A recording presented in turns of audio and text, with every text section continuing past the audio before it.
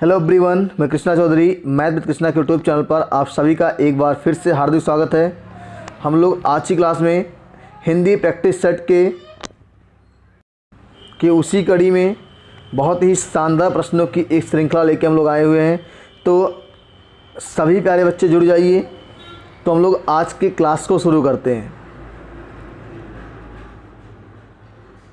तो प्यारे बच्चों, आज की क्लास का पहला प्रश्न है, प्रत्येक वर्ग के प्रथम, तृतीय, पंचम वर्ण तथा अंतस्थ वर्ण को क्या कहते हैं? ऑप्शन ए कंठस्थ, अल्पप्राण, महाप्राण, तालव्य। तो प्यारे बच्चों, किसी भी वर्ग का पहला, तीसरा, पांचवा और अंतस्थ जो होता है वो आपका अल्प प्राण कहलाता है। क्या कहलाता है? अल्प प्राण कहलाता है। ऑप्शन नंबर बी को हम लोग टिक करेंगे। ठीक है। तो प्यारे बच्चों, ये आपका ऑप्शन नंबर बी आपने टिक किया हुआ है, अल्प प्राण आपका सही आंसर है। ठीक है। तो अगले प्रश्न की बात कर लेते हैं यहाँ से प्यारे बच्चों। अगला प्रश्न आपका है,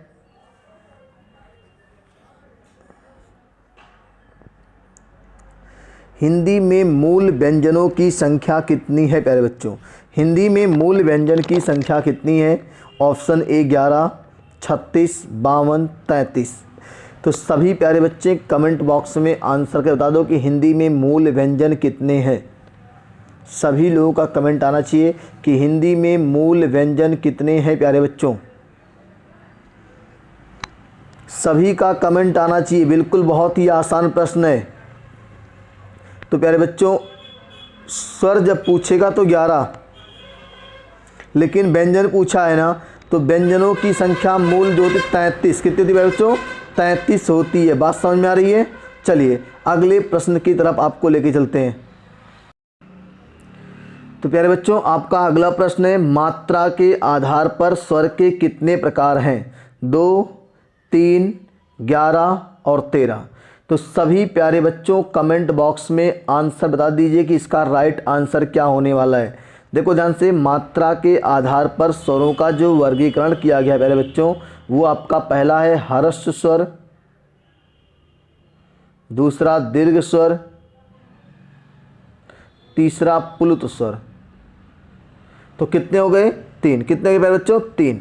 तो ऑप्शन नंबर आप टिक करेंगे प्यारे बच्चों बी को। किसको टिक करेंगे? ऑप्शन नंबर बी को हम लोग टिक करेंगे। ठीक है, बात समझ में आ गई। चलिए सभी प्यारे बच्चे जुड़ जाइए, बहुत ही इंटरेस्टिंग क्वेश्चन लिए गए हैं। चलिए अगले प्रश्न पे आपको लेके चलते हैं। ए और अ वर्ण को किस कोटि में रखेंगे प्यारे बच्चों? नासिक, मूर्धन्य, ओष्ठ, कंठ, तालव्य। तो सभी प्यारे बच्चों कमेंट बॉक्स में आंसर करके बता दीजिए कि ए और अ को हम लोग किस कोटि में रखेंगे। नासिक ध्वनियाँ वर्ग का 5वां अक्षर होती हैं। मूर्धन्य ऋटुर्षाणाम मूर्धा होता है। ओष्ठ उपपध्वनिया नाम ओष्ठा होता है। पा वर्ग ओष्ठ से, टा वर्ग मूर्धन्य से, वर्ग के 5वें अक्षर नासिक। तो बचा क्या? कंठ, तालव्य। यद तो कंठ तालु ए और अ जो होते हैं प्यारे बच्चों, वो कंठ तालव्य से बोले जाने वाले वर्ण हैं। बात एकदम समझ में आ रही कि नहीं आ रही है? सेशन अच्छा लग रहा है तो एक बार ज़बरदस्त तरीके से शेयर कर दीजिए। सभी प्यारे बच्चे इस चैनल को सब्सक्राइब कर लें और बिल्कुल बेल आइकॉन को भी प्रेस करेंगे, जिससे नोटिफिकेशन आपको मिल जाएगी। और जिनके पास नोटिफिकेशन नहीं जा रहा है, यूट्यूब को अपडेट कर लीजिए।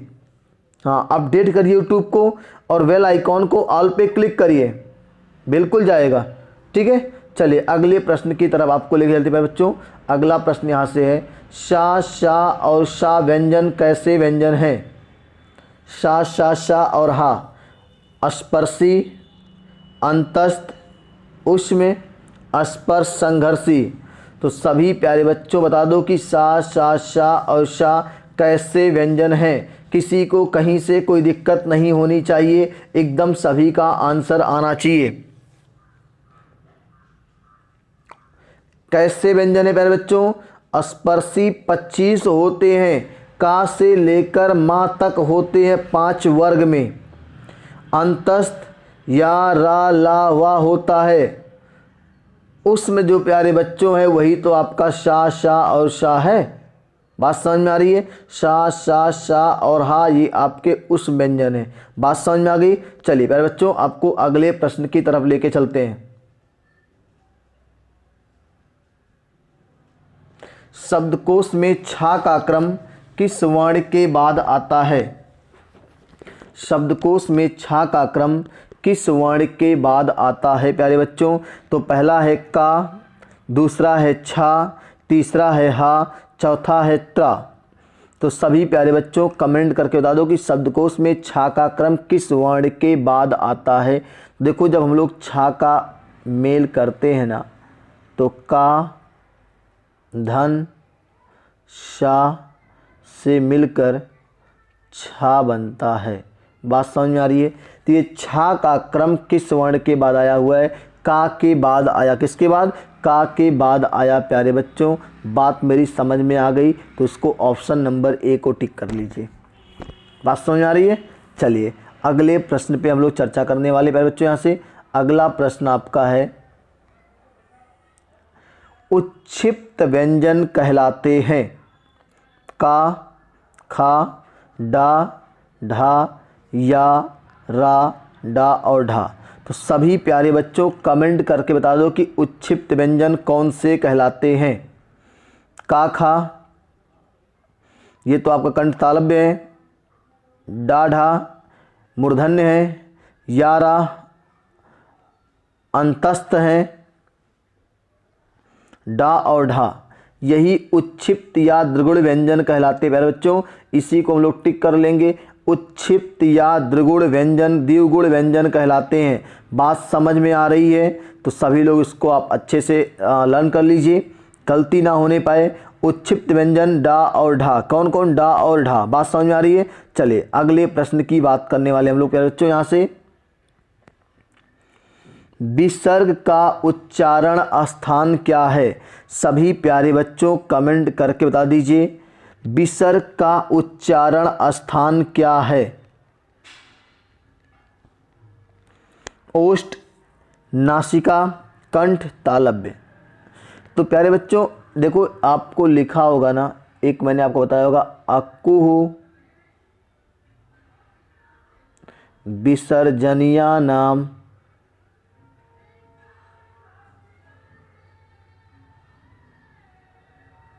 कंठा।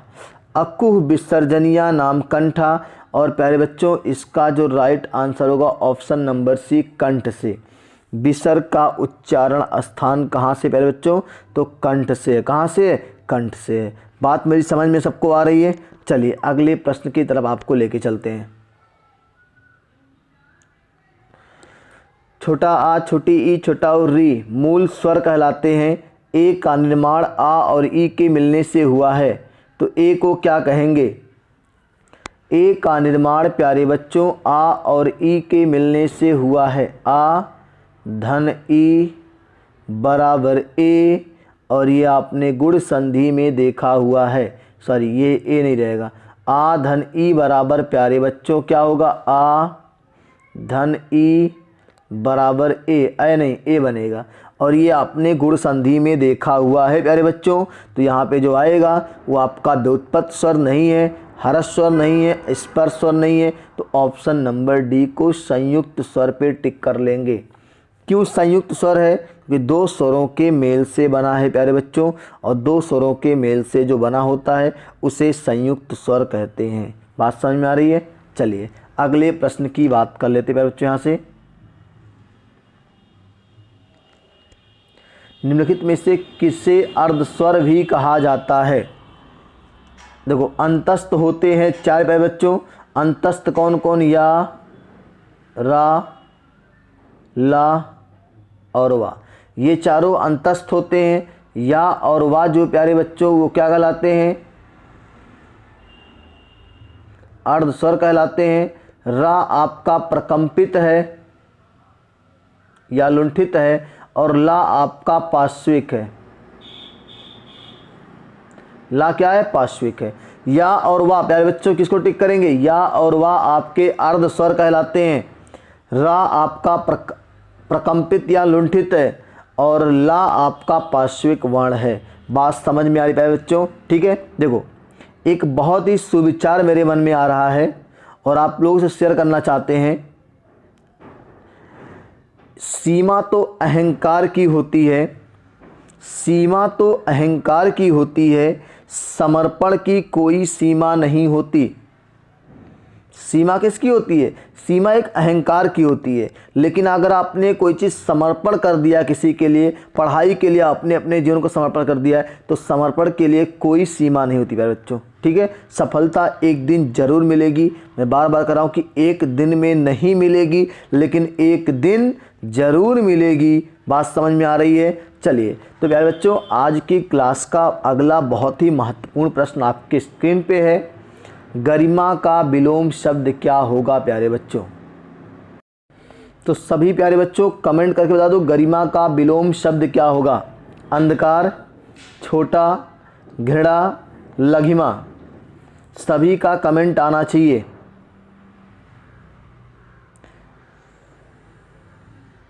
गरिमा का विलोम शब्द क्या होगा? अंधकार, छोटा, घृणा और लघिमा। तो प्यारे बच्चों अंधकार का प्रकाश, छोटा का बड़ा, ठीक है, घृणा का प्रेम, तो क्या बच्चा? लघिमा। लघिमा, गरिमा का प्यारे बच्चों विलोम क्या होने वाला है? लघिमा होगा। बात समझ में आ रही है? चलिए आपको अगले प्रश्न की तरफ लेके चलते हैं। उर्वर का विपरीत कौन सा शब्द है? उत्कृष्ट, उत्मण, ऊषर, अतिवृष्टि। उर्वर मतलब उपजाऊ की बात हो रही है प्यारे बच्चों। किसकी हो रही है? उपजाऊ की बात हो रही है। और यहाँ पे उत्कृष्ट, उत्मण और ऊसर। ऊसर मतलब जानते हैं बंजर जमीन को ऊसर कहते हैं, जहाँ पे अनाज पैदा नहीं होता है उसे ऊसर कहते हैं। तो ऑप्शन सी, किसको टिक करेंगे? Option C. अतिवृष्टि का होता है अनावृष्टि। अतिवृष्टि का मतलब अत्यधिक वर्षा का होना, अनावृष्टि का मतलब वर्षा का ना होना। तो उर्वर का विलोम प्यारे बच्चों क्या होगा? ऊषर। बात मेरी नोट कर लीजिए, आगे बढ़ते हैं हम लोग। थोक का विलोम शब्द क्या होगा प्यारे बच्चों? परचून, थाक, थोया, पर्याप्त। तो सभी प्यारे बच्चों बताएंगे कि थोक का विलोम शब्द क्या होगा? परचून, थाक, थोया, पर्याप्त। चलिए सभी का आंसर आना चाहिए एकदम धुआंधार। क्या होगा प्यारे बच्चों? परचून। क्या होगा? परचून। बात समझ में आ गई? चलिए अगले प्रश्न की तरफ आपको लेके चलते प्यारे बच्चों। अगले प्रश्न से पहले एक सुविचार आपके लिए है। फिक्र मत कर, गुजर जाते हैं वो पल भी, फिक्र मत कर, गुजर जाते हैं वो पल भी, जिनका गुजरना मुश्किल होता है। बात समझ में आ रही मेरी? फिक्र मत कर, गुजर जाते हैं वो पल भी, जिनका गुजरना मुश्किल होता है। यानी दुख के दिन भी आपके गुजर जाएंगे। जो दुख के दिन नहीं बीत रहे हैं ना, वो भी गुजर जाएंगे। ठीक है, और आने वाला दिन आपके लिए सुखमय होगा। चलिए अगले प्रश्न की तरफ बात कर लेते हैं बच्चों। अगला प्रश्न है, समापन का विलोम शब्द क्या होने वाला है प्यारे बच्चों? प्रारंभ, शुरुआत, उद्घाटन, श्री गणेश। अच्छा देखो, कोई भी फंक्शन होता है ना, तो सबसे पहले फंक्शन का उद्घाटन होता है। जैसे मान लो कोई दुकान खुली है ना, तो उसका उद्घाटन होगा और उद्घाटन के बाद उसका समापन होता है। तो प्यारे बच्चों उद्घाटन, समापन का विलोम क्या होने वाला है? उद्घाटन होने वाला है। बात मेरी सबको समझ में आ रही कि नहीं आ रही है? हो जाएगा ना? चलिए अगले प्रश्न की बात कर लेते प्यारे बच्चों आपसे। श्री गणेश का विलोम प्यारे बच्चों इति श्री होता है। इति श्री होता है। ठीक है, शुरुआत का अंत हो जाएगा। ठीक है, चलिए और प्रारंभ शुरुआत एक ही है। प्रत्यक्ष का विलोम क्या है प्यारे बच्चों? प्रत्यक्ष का विलोम शब्द क्या है? परोक्ष, अप्रत्यक्ष, दोनों और केवल भी। तो सभी प्यारे बच्चे कमेंट करके बताएंगे कि प्रत्यक्ष का विलोम क्या होने वाला है। परोक्ष अप्रत्यक्ष दोनों, सभी का आंसर कमेंट बॉक्स में आना चाहिए। तो प्यारे बच्चों, प्रत्यक्ष का विलोम परोक्ष भी होता है और अप्रत्यक्ष भी होता है। तो ऑप्शन नंबर सी को टिक करेंगे, क्योंकि परोक्ष भी होता है और अप्रत्यक्ष भी होता है, इसलिए किसको टिक करेंगे? ऑप्शन नंबर बी को, सी को टिक करेंगे दोनों। ठीक है, चलिए, तो बात समझ में आ गई। प्रत्यक्ष का परोक्ष भी होता है और अप्रत्यक्ष भी होता है, इसलिए दोनों को हम लोग टिक कर लेंगे। चलिए प्यारे बच्चों, अगले प्रश्न की तरफ आपको लेके चलते हैं। क्षणिक का विपरीतार्थक शब्द बताओ। क्षणिक का विपरीतार्थक शब्द त्वरित, शाश्वत, दुर्लभ, नाशवान। तो सभी प्यारे बच्चों, क्षणिक मतलब जो होता है कुछ समय के लिए हो, क्षण भर के लिए हो, वो आपका क्षणिक होता है। और इसका जब विलोम पूछेगा प्यारे बच्चों, तो हम लोग कह देंगे कि क्षणिक का प्यारे बच्चों सभी लोग कमेंट बॉक्स में आंसर जरूर दीजिए। बहुत ही इम्पोर्टेंट शब्द है ये। क्षणिक का प्यारे बच्चों शाश्वत। शाश्वत का मतलब हमेशा रहने वाला के लिए एक शब्द क्या होता है? शाश्वत। बात समझ में आ गई। चलिए अगले प्रश्न की बात कर लेते हैं बच्चों। यहाँ से अगला प्रश्न आपका है, चलिए प्यारे बच्चों, आपका अगला प्रश्न है, अमर का अभीष्ट विलोम शब्द कौन सा है? तो मर, मरणशील, नाशवान और मर्त्य। तो प्यारे बच्चों सभी लोग बताएंगे कि अमर का अभीष्ट विलोम शब्द क्या होने वाला है। सभी का कमेंट में आंसर आना चाहिए। तो यहाँ पे प्यारे बच्चों जो अमर का अभीष्ट विलोम शब्द है वो आप ऑप्शन नंबर डी को टिक करेंगे, मर्त्य। किसको टिक करेंगे? ऑप्शन नंबर डी को टिक करेंगे, मर्त्य। ठीक है, चलिए आपको अगले प्रश्न की तरफ लेके चलते हैं प्यारे बच्चों। अगला प्रश्न यहाँ से है, ईद का विलोम शब्द क्या है? तो पहला ऑप्शन है मुहर्रम, शरीयत, ईद उल मिलाद, बकरीद। तो कई बच्चे कहेंगे ईद का विलोम बकरीद है, तो ऐसा कुछ नहीं है। ठीक है, ईद का विलोम बकरीद नहीं होता है। ईद का विलोम प्यारे बच्चों मुहर्रम है। मुहर्रम गम का त्यौहार है, ईद खुशी का त्यौहार है। ठीक है, तो हम लोग प्यारे बच्चों ईद का विलोम क्या लगाएंगे? मुहर्रम। बात समझ में आ रही है।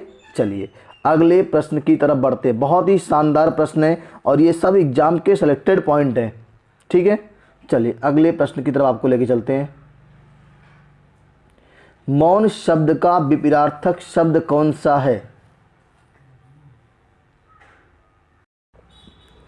चलिए प्यारे बच्चों आपका अगला प्रश्न है, मौन शब्द का विपरीतार्थक शब्द कौन सा है? मुखर, मौखिक, मयंक, विकार।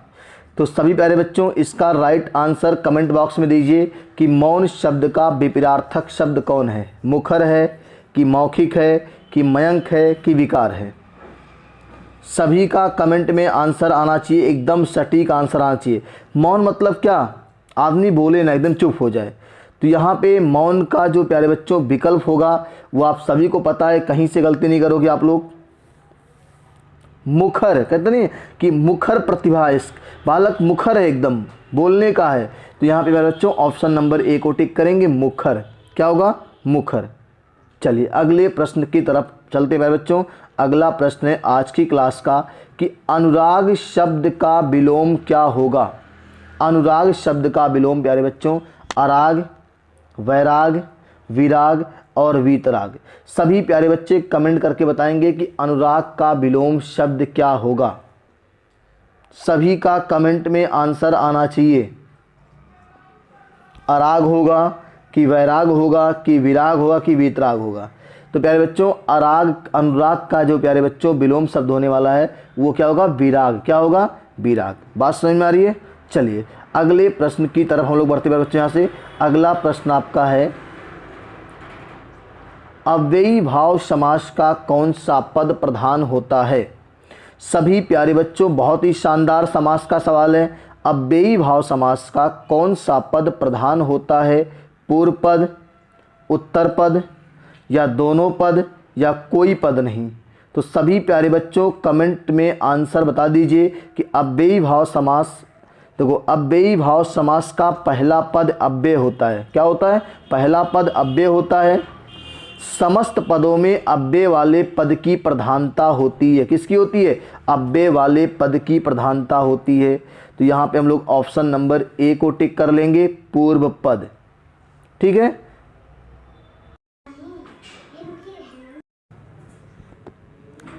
हाँ। तो प्यारे बच्चों अगला प्रश्न आपका है, जेव कतरा में प्रयुक्त समास है। जेव कतरा शब्द में प्रयुक्त समास है कर्म तत्पुरुष, संप्रदान तत्पुरुष, करण तत्पुरुष और अपादान तत्पुरुष। तो सभी प्यारे बच्चों कमेंट करके आंसर बता दीजिए, जेव कतरा में कौन सा समास है। समास विग्रह भी आप लोग बताएंगे। जेव कतरा में कौन सा समास है? जेव को कतरने वाला, जेव को कतरने वाला, कर्ता ने कर्म को का चिन्ह आया प्यारे बच्चों, तो यानी कि कर्म तत्पुरुष। क्या होगा? कर्म तत्पुरुष। बात समझ में आ रही है? चलिए अगले प्रश्न, जेब कतरा से सावधान रहिए। स्टेशन वगैरह पे अनाउंस होता रहता है ना कि अपने सामान की सुरक्षा स्वयं करें, जेब कतरों से सावधान रहें। ठीक है, चलिए अगले प्रश्न की तरफ बढ़ते हैं। पद प्रधानता के आधार पर समास के कुल कितने भेद हैं? तो पद प्रधानता के आधार पर प्यारे बच्चों समास के कुल कितने भेद हैं? तो आप देखेंगे कि अव्ययी भाव समास का पहला पद अव्यय, पहला पद प्रधान होता है ना, पूर्व पद। उसके बाद तत्पुरुष समास में कर्मधारय और दिगु, तत्पुरुष कर्मधारय और दिगु तीनों का उत्तर पद प्रधान होता है। दो हो गया। द्वंद्व समास का दोनों पद प्रधान होता है और बहुब्रीहि समास का तीसरा पद प्रधान होता है प्यारे बच्चों। तो इस तरीके से पदों की प्रधानता के आधार पर समास के भेद कितने? 4। कितने भेद होते हैं प्यारे बच्चों? 4 भेद होते हैं। बात समझ में आ रही है? चलिए अगले प्रश्न की बात कर लेते हैं प्यारे बच्चों। यहाँ से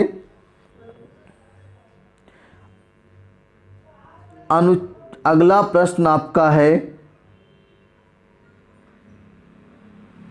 अनुचित में प्रयुक्त समास है प्यारे बच्चों। अनुचित शब्द में प्रयुक्त समास है। पहला है ऑप्शन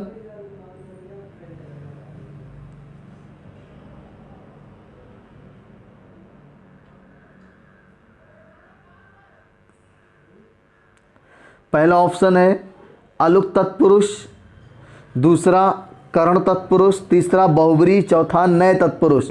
तो प्यारे बच्चों आ या अन आएगा तो आपको पता है कि इससे जगह पे जहाँ पे शब्दों की शुरुआत आ या अन के साथ होगी, अनुचित का विग्रह कहेंगे तो कहेंगे ना उचित, ना उचित। इसका जो ऑप्शन प्यारे बच्चों होगा वो आपका ऑप्शन नंबर डी, नए तत्पुरुष होगा। तत्पुरुष के उपभेद हैं। ठीक है, नए तत्पुरुष समास। ठीक है, चलिए अगले प्रश्न की तरफ बढ़ते हुए बच्चों। यहाँ से अगला प्रश्न है, मृत्युंजय का समास विग्रह क्या होगा प्यारे बच्चों? मृत्युंजय का समास विग्रह क्या होगा?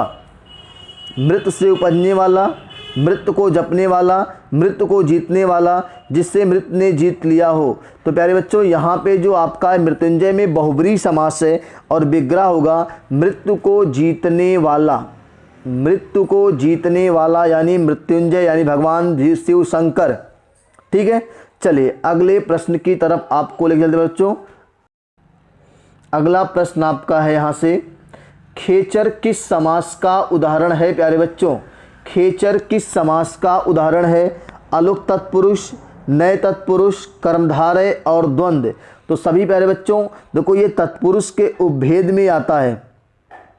खेचर आपका तत्पुरुष के उपभेद में आता है और ऑप्शन नंबर ए अलुक तत्पुरुष। क्या लगाएंगे? अलुक तत्पुरुष। बात समझ में आ रही है? चलिए अगले प्रश्न की तरफ बढ़ते हैं। चलिए अगला प्रश्न है, अनायास में कौन सा समास है प्यारे बच्चों? नए, द्वंद्व, दिगु और अव्ययी भाव। तो प्यारे बच्चों अनायास में आपको लगेगा कि आपका पहला पद जो देखने को मिल रहा है वो आपका आ है, अन है। क्या है? अन है। ना आयास क्या होगा? तो यहाँ पे प्यारे बच्चों आ या अन लगा रहेगा तो नए तत्पुरुष समास होगा। नए तत्पुरुष समास को सभी प्यारे बच्चों टिक कर लेंगे। ठीक है, चलिए अगले प्रश्न की बात करते हैं। अनायास में समझ में आ गया नए तत्पुरुष समास है। अगले प्रश्न की बात करते हैं प्यारे बच्चों। अगला प्रश्न आपका है, अठन्नी, चौराहा व नवरात्र किस समास के उदाहरण है? द्विगु के, द्वंद्व के, अव्ययी भाव के, बहुब्रीहि के। देखो अठन्नी मतलब 8 आनों का समाहार, चौराहा 4 रास्तों का समाहार, नवरात्रों का समाहार, नवरात्रि का समाहार। और जब पहला पद संख्यावाची हो, दूसरा पद संज्ञावाची हो, दोनों में समाहार हो, तो ऐसी जगहों पे प्यारे बच्चों कौन सा समास? द्विगु समास। कौन सा समास प्यारे बच्चों? द्विगु समास होने वाला है। ऑप्शन नंबर ए को सभी लोग टिक कर लेंगे। ठीक है, चलिए अगले प्रश्न की बात करते हैं यहाँ से प्यारे बच्चों। अगला प्रश्न है, लंबोदर किस समास का उदाहरण है? लंबोदर देखो प्यारे बच्चों गणेश जी का पर्यायवाची है। लंबोदर, विनायक, ठीक है, गणेश, वक्रतुंड, ये सब किसके हैं? गणेश जी के पर्यायवाची हैं। तो प्यारे बच्चों लंबोदर का जो विग्रह होगा, लंबा है उदर जिसका, लंबा है उदर जिसका, अर्थात कौन? गणेश भगवान। ठीक है, तो यहाँ पे प्यारे बच्चों लंबोदर में प्यारे बच्चों बहुब्रीहि समास होगा। क्या होगा? बहुब्रीहि समास को हम सभी लोग टिक करेंगे, क्योंकि तीसरा अर्थ ले रहा है ना, लंबा है उदर जिसका, अर्थात गणेश भगवान। ठीक है, कौन? गणेश भगवान। बात समझ में आ रही है? गणेश में कौन सी संधि प्यारे बच्चों? गणेश में आपकी गुण संधि है, गण धन ईस। क्या होगा? गण धन ईस, गुण संधि। चलिए अगले प्रश्न पे आते प्यारे बच्चों। यहाँ से अगला प्रश्न है, इनमें से कौन सा चिन्ह सदियों युग में लगाया जाता है? मतलब ऐसा कौन सा चिन्ह है जो सदियों जोड़े के रूप में लगाया जाता है, युग में यानी पेयर के रूप में लगाया जाता है? देखो उद्धरण चिन्ह की बात करेंगे तो भी प्यारे बच्चों एकल उद्धरण या दोहरा उद्धरण आपको देखने को इस तरीके से मिलेगा। 6699 या 69, ये आपका एकल उद्धरण हो जाएगा। देखो हमेशा जोड़े के रूप में आ रहा है। कोष्टक भी आएगा तो इस तरीके से कोई भी कोष्टक लगाओगे आप तो जोड़े के रूप में ही आएगा। तो प्यारे बच्चों उद्धरण चिन्ह भी जोड़े के रूप में आता है, कोष्टक भी जोड़े के रूप में आता है। तो आपके सामने ऑप्शन है सी, ऑप्शन नंबर सी को टिक कर लो। दोनों चिन्ह यानी कोष्टक और उद्धरण जोड़े के रूप में यानी युग्म के रूप में लगाए जाते हैं। बात समझ में आ रही है? अगर सेशन अच्छा लग रहा है, क्लास पढ़ने मज़ा आ रही है, तो एक बार सभी प्यारे बच्चों सेशन को अच्छे से शेयर कर दीजिए, हाँ, जिससे सब लोग जुड़ जाएं। अभी भी कुछ लोग सो रहे हैं। चलिए अगले प्रश्न की बात करते हैं बच्चों। अगला प्रश्न है, छंद आदि में पूर्ण यति हेतु लगाया जाने वाला चिन्ह। ये विराम चिन्ह का सवाल है प्यारे बच्चों। छंदों के चरणों की समाप्ति पर कौन सा चिन्ह लगाया जाता है पूरी तरह से विराम लगाने के लिए? तो सभी प्यारे बच्चों कमेंट में आंसर दीजिए। तो प्यारे बच्चों देखो ध्यान से, यहाँ पे जो पहला विकल्प है ना, वो आपका प्यारे बच्चों अल्प विराम का है। किसका है? अल्प विराम का है। दूसरा पूर्ण विराम का है, तीसरा अर्ध विराम का है, चौथा विस्मयादि बोधक का है।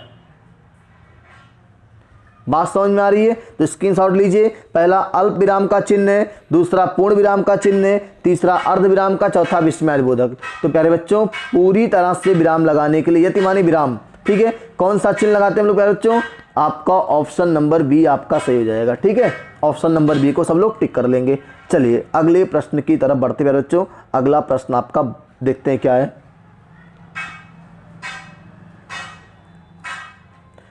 अल्प विराम चिन्ह कौन सा है प्यारे बच्चों? अल्प विराम चिन्ह अभी आपको मैंने बताया था प्यारे बच्चों कि अल्प विराम चिन्ह, ये प्यारे बच्चों दूसरा वाला अर्ध विराम है, तीसरा वाला आपका उप विराम है, जिसको आप लोग हिंदी में भ्रम हो जाता है ना, किसका?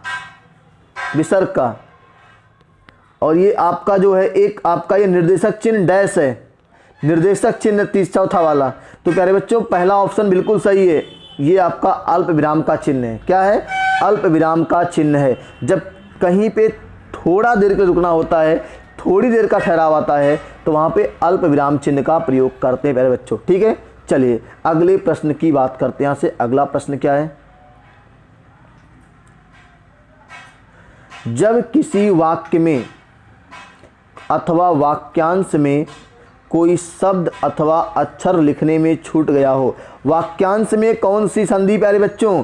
यहाँ देखो आया वाक्यांश में कौन सी संधि, तो प्यारे बच्चों कहेंगे वाक्य धन, अंश और आ मिलके बड़ा आ बना है, तो प्यारे बच्चों कौन संधि होगी?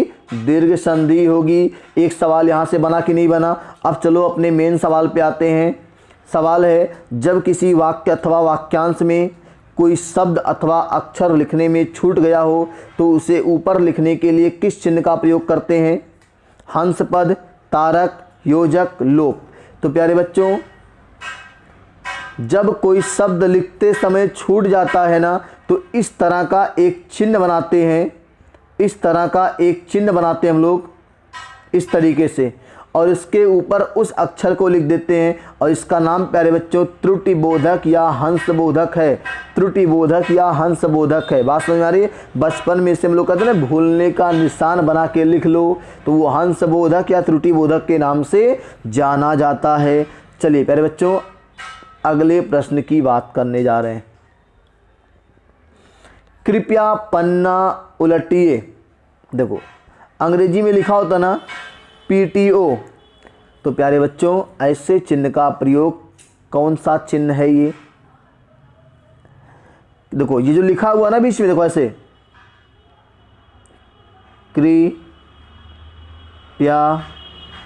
पन्ना से लिखा ना, उल्टी ऐसे कुछ लिखा है, यहाँ पे ऐसे लिखा है। देखो एक बार फिर से, पन्ना उलटिए बराबर कृपया पन्ना उलटिए। तो एक तो लाघव चिन्ह है, ये जो आपको गोला गोला दिखाई दे रहा है ना, ये लाघव चिन्ह है। लाघव चिन्ह कहाँ प्रयोग करते हैं? किसी शब्द के पहले अक्षर के आगे एक गोली बना देते हैं और वो लाघव चिन्ह हो जाता है। इसका काम क्या होता है? शब्द को संक्षिप्त कर देता है। और ये प्यारे बच्चों ये जो बना हुआ है ये तुल्यता सूचक चिन्ह है। किसका है? तुल्यता सूचक चिन्ह, यानी ये बराबर बताता है। तो लाघव चिन्ह तथा तुल्यता सूचक चिन्ह प्यारे बच्चों ऑप्शन नंबर ए को हम लोग टिक कर लेंगे। किसको टिक करेंगे? ऑप्शन नंबर ए को टिक कर लेंगे। बात एकदम बेहतर तरीके से आपको समझ में आनी चाहिए। ठीक है, चलिए अगले प्रश्न की तरफ आपको चलते प्यारे बच्चों। कथन का ज्यों का त्यों लिखने हेतु प्रयुक्त होता है। एकल उद्धरण, दोहरा उद्धरण, रेखांकन और तिर्यक रेखा। तो सभी प्यारे बच्चे कमेंट करके बताएंगे कि कथन को ज्यों का त्यों लिखने के लिए किस चिन्ह का प्रयोग किया जाता है। सभी का आंसर आना चाहिए। जैसे कहा जाए ना, तुम मुझे खून दो मैं तुम्हें आज़ादी दूंगा, नेताजी सुभाष चंद्र बोस ने कहा था। इस कथन को लिखने में किस चिन्ह का प्रयोग करोगे प्यारे बच्चों? तो किसी का कथन ज्यों का त्यों लिखा जाएगा तो प्यारे बच्चों दोहरा उद्धरण चिन्ह का प्रयोग करेंगे, जो मैंने आपको बताया अभी ना कि 66 और इस तरीके से 99 होता है। बात मेरी समझ में आपको आ रही है? चलिए अगले प्रश्न की बात करने जा रहे हैं प्यारे बच्चों। अगला प्रश्न आपका है, खग जाने खग की भाषा लोकोक्ति का आशय क्या है प्यारे बच्चों? पंछियों की भाषा जानना, समान प्रवृत्ति वाले ही एक दूसरे को सराहते हैं, पंछी अपनी भाषा स्वयं समझते हैं, पंछियों की तरह बोलना। तो बताओ खग माने पंछी होता ही है, तो जानते हैं इसका मतलब क्या होता है प्यारे बच्चों? कि जो समान प्रवृत्ति वाले होते हैं, जैसे मान लो चोर, चोर जो चोर के ग्रुप में रहता है ना, वो इशारों को समझ जाता है क्या करना है, कब जेब काटना है, कब गला काटना है, ठीक है, कब चैन उड़ाना है, सब उसको पता रहता है, इशारे समझ जाते हैं वो। तो समान प्रवृत्ति वाले ही एक दूसरे क्या करते हैं? सराहते हैं। जैसे मान लो चोर के घर चोरी करके आया चोर, तो कहेंगे ना कि बहुत बढ़िया काम किया भैया, बहुत शानदार चोरी की हो तुम। ठीक है, एक कविता आई है, आप लोग सुनिएगा, उसको फेसबुक पे है, 12 बजी तब चोरवा आई। ठीक है, बहुत ही शानदार कविता है वो। चलिए तो प्यारे बच्चों जो इसका ऑप्शन है वो ऑप्शन नंबर बी सही है। समान प्रवृत्ति वाले ही एक दूसरे का करते हैं? सराहते हैं। चलिए अगले प्रश्न की बात करने जा रहे हैं प्यारे बच्चों। अगला प्रश्न है, डोरे डालना मुहावरे का अर्थ क्या होगा? डोरे डालना मुहावरे का उचित अर्थ क्या प्यारे बच्चों?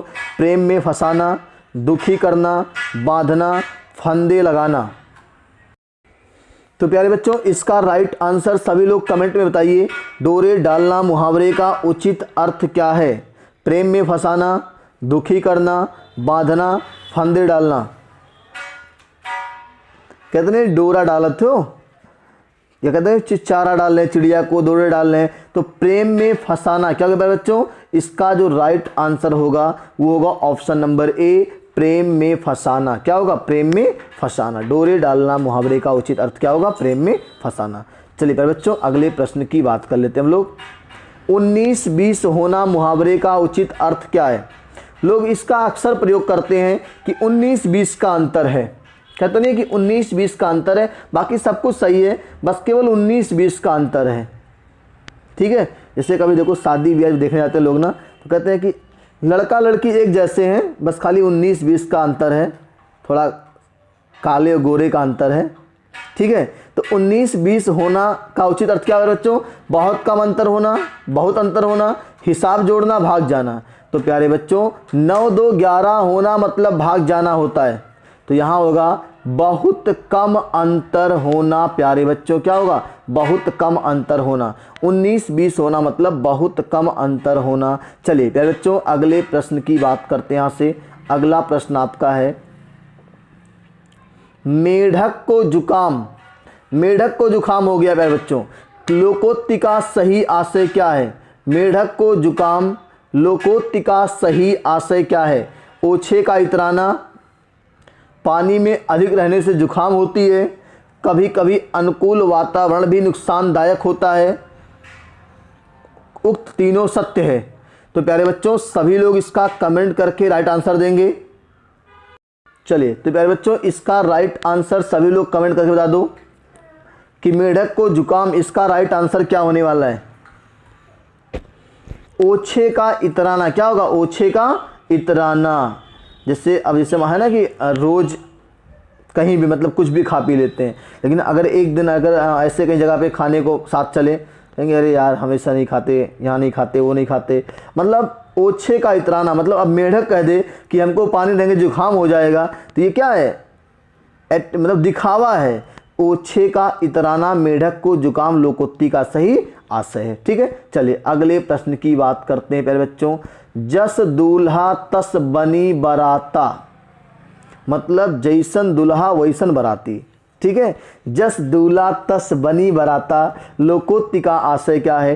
संगठन से ही कार्य सिद्ध होता है, सुंदर वस्तु के साथ ही वस्तु का मेल होना चाहिए, सभी साथी एक ही जैसे, बेढंगा होना। तो बिल्कुल प्यारे बच्चों सभी लोग कमेंट करके आंसर बता दो। भाई देखो जैसा दूल्हा वैसे ही तो बाराती रहेंगे, बात समझ में आ रही है ना। तो यहाँ पे होगा सभी साथी एक ही जैसे, मतलब अगर दूल्हा अच्छा हुआ तो बारातियों अच्छा रही है। ठीक है, सभी साथी एक ही जैसे, बात समझ में आ रही है। चलिए अगले प्रश्न की बात करते हैं प्यारे बच्चों। अगला प्रश्न आपका है, अगला है पुचकारा कुत्ता सिर चढ़े का अर्थ क्या होगा।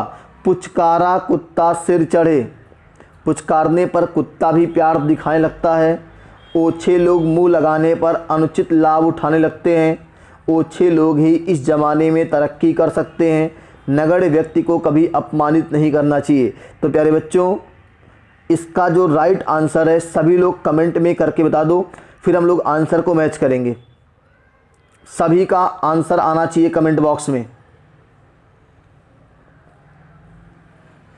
इसका जो प्यारे बच्चों राइट आंसर है, ओछे लोग मुंह लगाने पर अनुचित लाभ उठाने लगते हैं। जैसे मतलब आपने कितने लोग सर पे बैठा लियो, तो सर पे जब बैठा लेंगे तो बिल्कुल वो आपका फ़ायदा ही उठाएगा। हर चीज़ एक लिमिट में होनी चाहिए ना। चलिए तो प्यारे बच्चों ऑप्शन नंबर बी को टिक कर लेंगे, ओछे लोग मुंह लगाने पर अनुचित लाभ उठाने लगते हैं, ये आपका राइट आंसर है। ठीक है, चलिए अगले प्रश्न की तरफ आपको लेके चलते हैं। कुएं में भांग पड़ना मुहावरे का अर्थ क्या होगा प्यारे बच्चों। सहज विश्वास का भाव, दूसरा है नशे की हालत में होना, सबकी बुद्धि मारी जाना, काम में रुकावट आना। कुएं में भांग पड़ने को, जब कोई हादसा हो जाता है ना, गाँव में जान दो, जब कोई हादसा हो जाता है ना तो कहते नहीं तू कहाँ रहो, तू नहीं देख पाओ तो रहो, पूरा मतलब पूरे कुएं में भांग पड़ गई थी, जो बुद्धि काम नहीं की। तो यहाँ पे प्यारे बच्चों क्या होगा, सबकी बुद्धि मारी जाना। जब कोई हादसा हो जाता है तो उस हड़बड़ाहट में किसी का दिमाग नहीं काम करता है कैसे क्या किया जाए, और उसके चक्कर में और भी नुकसान हो जाता है। तो यहाँ पे प्यारे बच्चों क्या होगा, कुएं में भाग पड़ना, मतलब सबकी बुद्धि मारी जाना। इसका right answer option number C प्यारे बच्चों हम लोग टिक कर लेंगे। ठीक है, चलिए अगले प्रश्न की बात करते हैं प्यारे बच्चों। साहित्य में रस से क्या आशय है। प्यारे बच्चों बहुत ही जबरदस्त सवाल है। साहित्य में रस से क्या आशय है, भाव से है, सुख से है, आनंद से है, उल्लास से है। तो जिस प्रकार हम लोग भोजन करते हैं ना, तो हमें अनेक प्रकार के स्वाद की अनुभूति होती है और हमें आनंद आता है, उसी प्रकार से साहित्य को पढ़ने से जो उसमें रस होता है ना, उसे हमें आनंद मिलता है। क्या मिलता है, आनंद मिलता है। तो प्यारे बच्चों इसका जो राइट आंसर होगा वो ऑप्शन नंबर सी को टिक करोगे। ऑप्शन नंबर सी, साहित्य में रस से आशय आनंद से है। बात समझ में आ रही है। चलिए अगले प्रश्न की बात करते हैं प्यारे बच्चों। यहाँ से अगला प्रश्न है, भरत मुनि के अनुसार स्थायी भावों की संख्या कितनी है। 4, 6, 8, 33। चलिए तो प्यारे बच्चों भरत मुनि के अनुसार रसों की संख्या अस्थाई भाव की संख्या कितनी है। देखो भरत मुनि ने शांत रस को रस नहीं माना, भरत मुनि ने शांत रस को रस नहीं माना।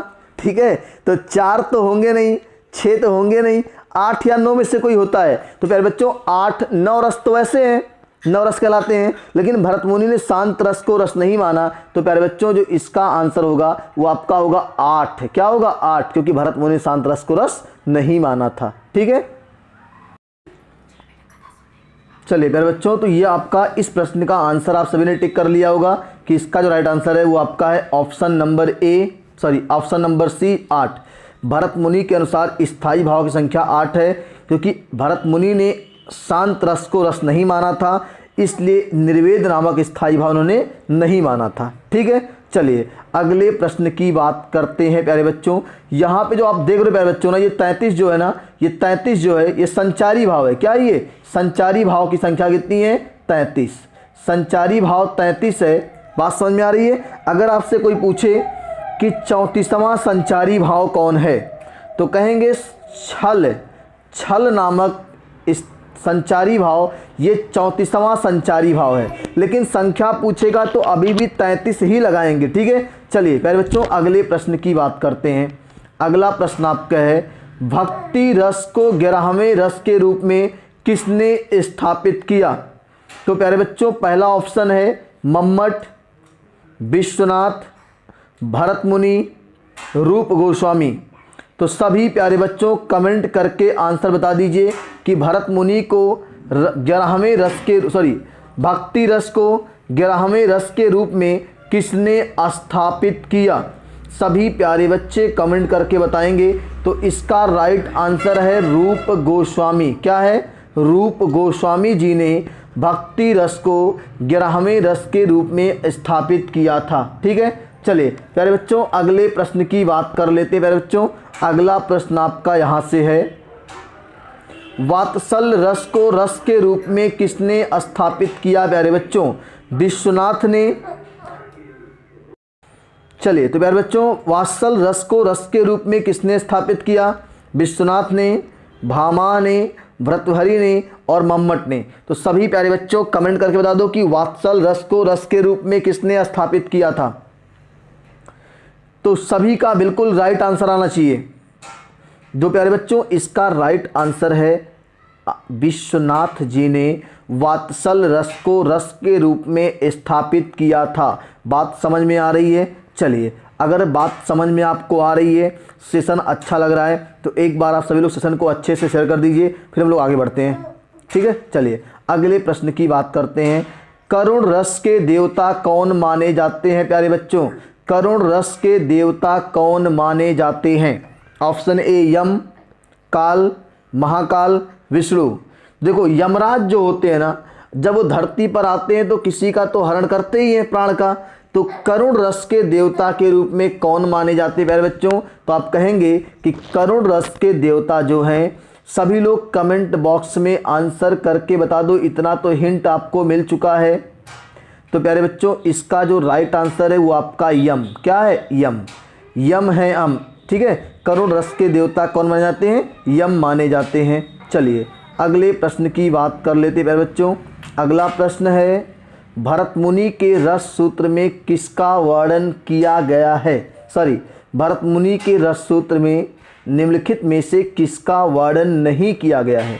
तो प्यारे बच्चों भरत मुनि का रस सूत्र पहले जान लो क्या था।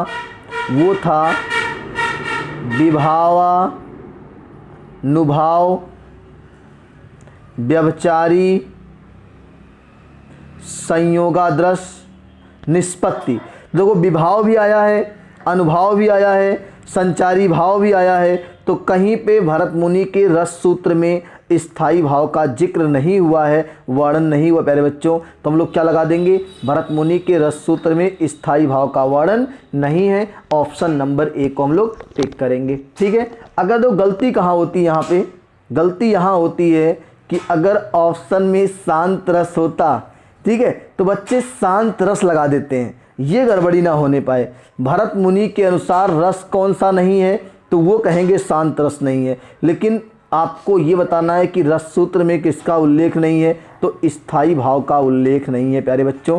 ठीक है, चलिए अगले प्रश्न की तरफ बढ़ते हैं।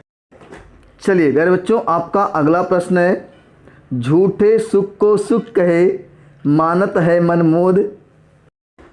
चलिए, तो झूठे सुख को सुख कहे मानत है मनमोद और खलक चबैना काल का कुछ मुख में कुछ गोद। उक्त पंक्ति में किस रस की निष्पत्ति हुई है? देखो इस संसार में झूठे सुख को लोग सुख मान कर बैठे हैं कि हमारे पास ये है वो है दुनिया भर का, ये कुछ नहीं है। ये संसार क्या है? झूठे सुख को सुख कहे मानत है मनमोद, मन में खुश हो रहा है। और क्या है ये? खलक चबैना काल का। चबैना जानते हैं ना? चबैना वो है जो चूरा भूजा होता है जिससे लोग चबाते हैं। ठीक है, जैसे गाँव कहते हैं चबैना है कुछ खाने पीने के लिए। तो ये संसार क्या है? संसार की सभी चीज़ें खलक चबैना काल का, मतलब काल के चबैने के समान है। कुछ उस काल के मुख में चले गए हैं, मतलब निपट गए हैं, और कुछ को उसने गोद में ले रखा है कि कब उसको निपटाना है। तो यहाँ पे प्यारे बच्चों ऐसी पंक्तियों को सुनने के बाद आपके मन में शांति आनी चाहिए कि संसार में कुछ नहीं है, मोह माया है सब कुछ। ठीक है, तो प्यारे बच्चों कौन सा होने वाला है? शांत रस होने वाला है। शांत रस का स्थायी भाव क्या होता है? सभी लोग कमेंट करके बता दो। शांत रस का स्थायी भाव निर्वेद। क्या होगा? शांत रस का स्थायी भाव निर्वेद होता है। ठीक है, चलिए अगले प्रश्न की तरफ बढ़ते हैं और आज की इस क्लास का आखिरी प्रश्न है, वात्सल्य का सम्राट किसे कहा जाता है? और आपने देखा होगा श्री कृष्ण के बाल रूप का सबसे अधिक चित्रण किसने किया है? श्री कृष्ण के बाल रूप का सबसे अधिक चित्रण किया है, आपने हाई स्कूल में पढ़ा होगा, सूर सारावली सूरदास जी ने। किसने किया था? सूरदास जी ने किया था। तो इसीलिए वात्सल्य का सम्राट किसे कहा गया है? सूरदास जी को कहा गया। किसको कहा गया है? सूरदास जी को कहा गया है वात्सल्य रस का सम्राट। तो प्यारे बच्चों आज की क्लास में हम लोग इतना ही सीखेंगे। अगली क्लास में इससे बेहतरीन प्रश्नों के साथ हम लोग फिर हाजिर होंगे। तब तक के लिए सभी को जय हिंद जय भारत। अगर सेशन अच्छा लगा, क्वेश्चन अच्छे लगे, अगर आप सभी को समझ में आए हैं तो एक बार सेशन को जाने से पहले शेयर ज़रूर कर दीजिएगा अपने व्हाट्सएप पे, इंस्टा पे और फेसबुक पे। ठीक है, तो हम लोग फिर मिलेंगे अगली क्लास में बेहतरीन प्रश्नों के साथ। तब तक के लिए शुभ रात्रि।